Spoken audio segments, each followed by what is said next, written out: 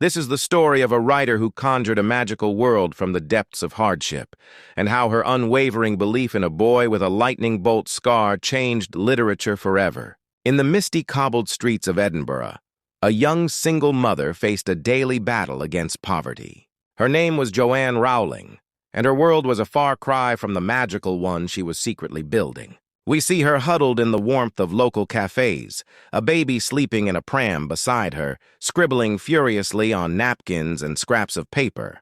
Each cup of coffee was an investment, a small price for the precious time it bought her to write. The clatter of spoons and the hum of conversation were the soundtrack to her struggle, a stark contrast to the quiet, fantastical corridors of the wizarding school taking shape in her mind. She was unemployed, relying on state benefits and battling depression. Yet within this crucible of hardship, a universe of wonder was being born, word by painstaking word. The seed of this universe was planted years earlier on a delayed train journey from Manchester to London in 1990. As she stared out the window, the idea for a boy who discovers he's a wizard and is sent to a magical school fell into her head, fully formed. Harry Potter, the unassuming hero, and the grand, sprawling world of Hogwarts appeared in her imagination with an electrifying clarity. It wasn't just a fleeting thought, it was a calling. She didn't have a working pen at the time, but the characters and plot lines began to flood her mind, too vivid to be forgotten. This single, serendipitous moment of inspiration became the anchor to which she clung through the darkest times that followed. A spark of magic in a very real and challenging world. With the manuscript for Harry Potter and the Philosopher's Stone complete, the next chapter of her struggle began, the daunting quest for a publisher.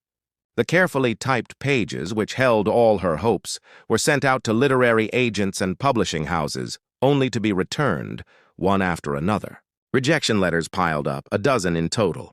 Some said the story was too long for a children's book. Others simply didn't see its potential. Each rejection was a blow, a test of her resolve. It would have been easy to give up, to let the manuscript gather dust in a drawer and accept that her dream was just that, a dream. But Rowling's perseverance was as formidable as any spell. She believed in her story, in the boy wizard who had been her companion through so much adversity.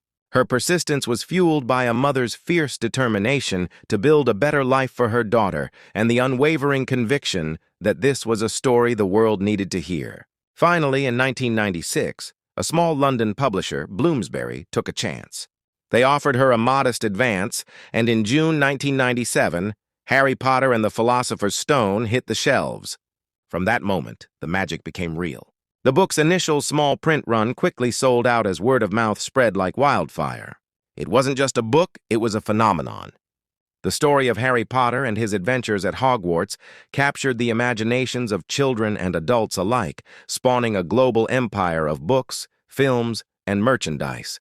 J.K. Rowling, the struggling single mother from Edinburgh, became one of the most successful authors in history. Her journey from the brink of despair to unprecedented success stands as a powerful testament to the enduring magic of perseverance, reminding us all that even in the darkest of times, a single spark of imagination can illuminate the entire world.